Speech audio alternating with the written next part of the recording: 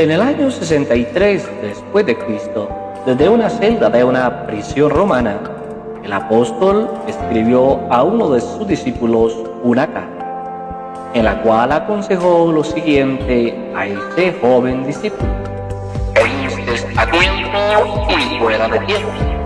Redarguye, reprende, exhorta con toda paciencia y doctrina, que prediques la palabra. Segunda de Timoteo, capítulo 4, verso 2.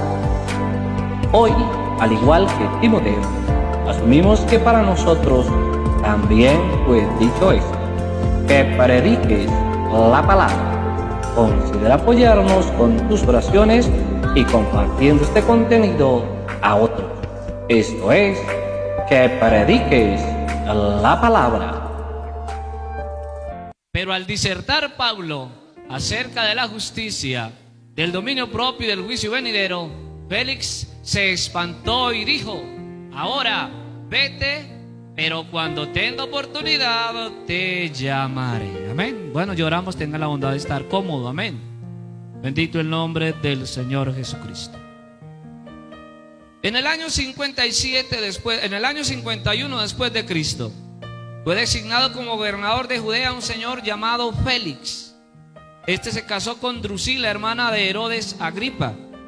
Para cuando el apóstol es puesto preso, es enviado a Cesarea, y allí estuvo preso por espacio de 2 años, gracias a este Félix, quien esperaba el pago por parte del apóstol. Por espacio de 2 años el apóstol estuvo presentando ante Félix varias veces. Iba, venía. Y el escritor nos aclara en el verso 27 que eso lo hacía Félix porque tenía un propósito de que le pagaran para dejar ir al apóstol Pablo. Bendito el nombre del Señor Jesucristo. Y eso que se asustó al oír disertar al apóstol. Amén. ¿Cómo fueran de no me hubiera asustado? Corrompido este hombre. Pablo disertaba sobre 3 cosas. La primera de ellas era la justicia, la segunda era el dominio propio y la tercera era el juicio venidero. Amén. Disertaba sobre la justicia, el dominio propio y ¿qué más? El juicio venidero. Pablo hace que Félix evalúe 3 aspectos dentro de su vida. Esos 3 aspectos los podemos evaluar en esta noche y se pueden evaluar en un amigo. El primer aspecto es su trato para con los demás, que esto es relacionado con la justicia. Amén. Si usted es justo, usted sabe tratar a los demás. Amén. Lo segundo es su forma de actuar. La forma de actuar tiene que ver con el dominio propio. Amén. Amén, hermanos. Si usted y yo no tenemos dominio propio, no sabemos actuar. Somos como caballos desenfrenados. Nos vamos por cualesquiera parte. Eso es dominio propio.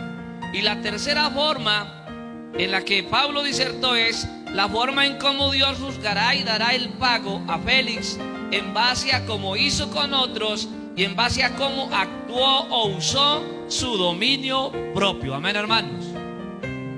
La palabra juicio aparece un total de 217 veces mencionada en la eterna palabra. En el Nuevo Testamento solo aparece 58 veces registrada, siendo Mateo quien más menciones hace, 11 en total en el Nuevo Testamento. Nos quedarían 159 menciones en el Antiguo Testamento, siendo el libro que más la menciona Salmos con 25 menciones, Isaías con 24 y Proverbios con 17 menciones. Si aparece más de 200 veces registrada la palabra juicio en la eterna palabra de Dios, es porque Dios le dio importancia al juicio. Amén, hermanos. Es porque hay que ponerle cuidado. 260 veces Dios nos está diciendo que viene un juicio. Amén. Hay poder en el nombre de Jesús. Y me gusta ir a ver qué dice la RAE. La RAE es la Real Academia de la Lengua Española. Amén. La RAE tiene 4 definiciones para esta palabra, para juicio. La primera es pensamiento, capacidad de raciocinio común. La segunda sería un estado mental en el que prevalece el juicio. La tercera de juicio sería pensamientos. Y la cuarta, que es la que más se ajusta al estudio en esta noche, es una causa jurídica y actual entre 2 partes, por causa de nuestro tema, lo repito, tomaremos la cuarta definición. Amén, hermanos. Causa jurídica.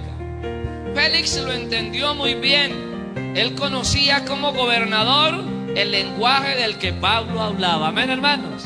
En el 970 a.C., un joven ascendió al trono en Israel. Su nombre era... A mí la cronología bíblica me encanta. David reinó en el año 1010, ascendió al trono y reinó 40 años. Quítele 40 a 1010, ¿cuántos le quedan? 970, ¿cierto? ¿Cuál fue el rey que gobernó después de David? Salomón. Entonces fue Salomón el que ascendió al trono en el año 970. Amén. Este escribió en Eclesiastés 11:9. La tomé de otra versión. Gente joven, la juventud es bella. Amén. Disfruten de ella cada momento. Y les da un consejo: hagan todo lo que quieran hacer, no se pierdan de nada. Pero recuerden que tendrán que darle cuentas ¿a quién? A Dios. Usted y yo podemos malgastar nuestra vida en lo que querramos. Podemos ir a bailes, podemos ir a farrear, podemos ir a drogarnos, podemos ir a adulterar, a fornicar, podemos hacer lo que querramos con ella. Al fin y al cabo es nuestra vida, amén. Pero el salmista, el proverbista, perdón, está diciendo que no se le vaya a olvidar que de todo lo que hagamos le vamos a tener que dar cuenta ¿a quién? A Dios. Haga lo que quiera. Emborráchese, piérdase, adultere un año entero, la vida entera si quiere. Nadie se lo va a prohibir, ni Dios se lo va a prohibir sabiendo que puede. Pero cuando Dios lo llame a juicio, no diga nada porque Dios es juez. Amén. Esta versión es Biblia, la palabra, me encantó esto. Amén. Oye, Salomón, ¿pero por qué? Entonces el apóstol Pablo nos responde en términos legales. El tema en esta noche se llama términos legales. En Hebreo 9:27 la Biblia Vulgata dice así: y así como está decretado a los hombres morir una sola vez. Amén. Esto es un decreto, esto es una sentencia. Amén, hermanos. Y después de esto, ¿qué? Esto es una citación. Amén. Se cumple la sentencia y luego viene la citación. Esta proviene de un soberano juez. Salmo 56 dice: y los cielos declararán su justicia. Acompáñame a decir: porque Dios es el juez. Amén. Salmo 94:2: engrandécete, oh juez de la tierra, da el pago ¿a quién? A los soberbios. Amén, hermanos. La soberbia del hombre que se levanta, que airosos dicen: yo a Dios no le temo. Por allá en los años 1900 había un hombre que en plena plaza pública se subía sobre de una silla, sacaba un reloj de bolsillo y decía: si Dios existe y es real, le doy 30 segundos para que me mate. Y empezaba 29, 19, 9, 8, y cuando estaba llegando a 5 había mujeres que se desmayaban, porque Dios es real. Amén. 3, 2, 1, 0. Dios no es real. Aquí sigo vivo. Qué pesar de ese hombre, porque sobre ese hombre llegó la sentencia, murió y está esperando la citación al juicio ante el juez de toda la tierra. Hay poder en el nombre de Jesús. Engrandécete, oh juez de la tierra, da el pago a los soberbios. Viene un día en el cual esto será una realidad. Amén, iglesia. Romanos 2:16 dice: en el día en que Dios, no es otro, es Dios, en el día en que Dios juzgará por Jesucristo los secretos de los hombres, ¿conforme a qué? Conforme a mi evangelio. Amén. El juicio para todo hombre va a ser conforme al evangelio de Dios. Amén. El que predicamos en esta tarde, el que se predica por las calles, porque estas palabras son fieles y verdaderas y dignas de ser oídas. Gloria a Dios. Amén. En el día en que Dios es real. Y nos aclara cuándo iniciará ese juicio, según de Timoteo 4:1, cuando Jesucristo regrese como Rey. Amén. Cuando Jesucristo regrese como Rey, juzgará a quienes, a los vivos y a los muertos. Amén, hermanos. Entonces alguien dirá o preguntará, ¿qué me garantiza ello? Bueno, en estos días lo dijimos, la primera parte del decreto se está cumpliendo a cabalidad. ¿Cuál es la primera parte del decreto de Hebreos 9:27? Establecido está ¿para qué? Para los hombres que mueran ¿qué? Una sola vez. Esa es la sentencia sobre el ser humano. Y se está cumpliendo, ¿cierto que sí? Se está cumpliendo al día 150,000 veces. Se está cumpliendo por hora 6,250 veces. Por segundo se está cumpliendo 105 veces.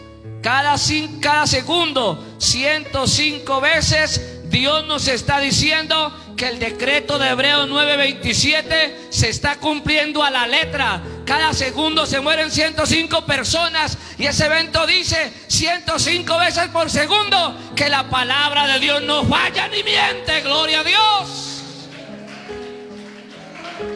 Amén.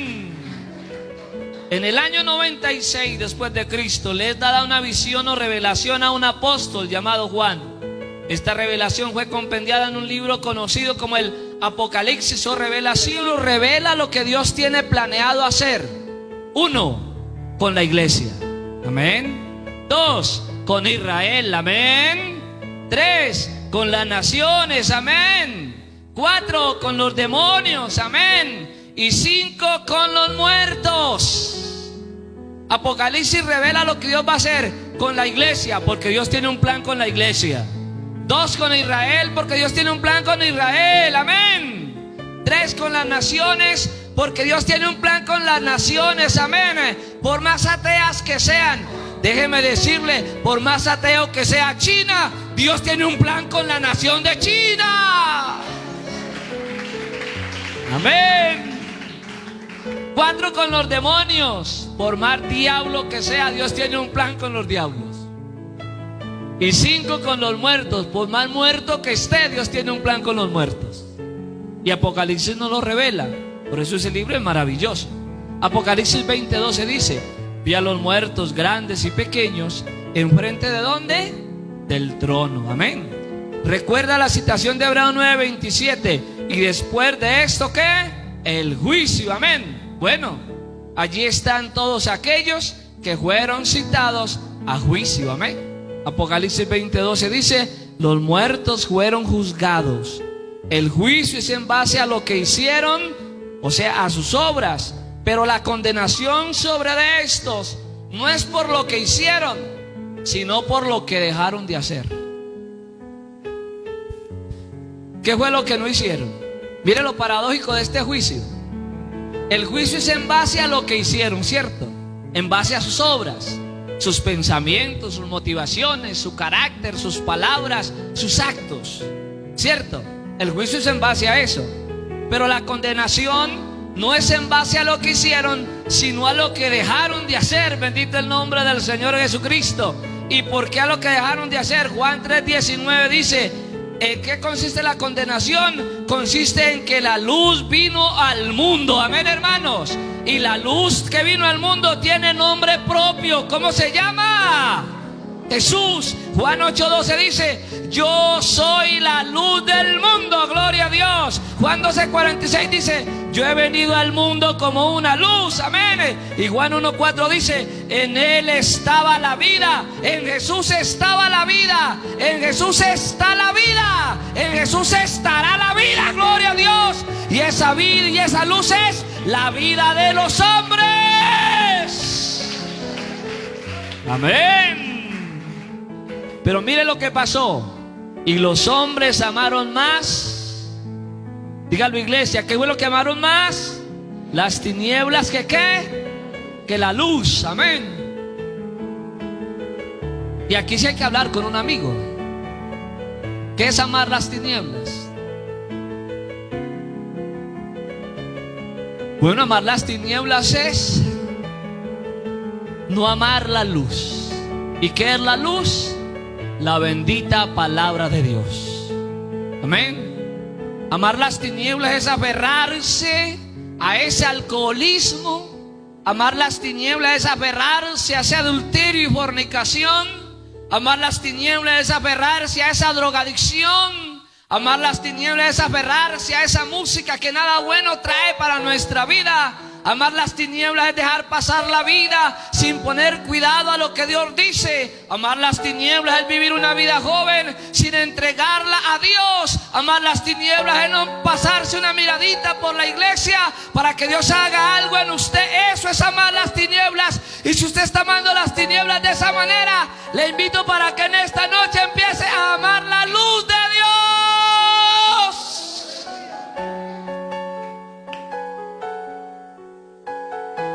Bendito el nombre del Señor Jesús.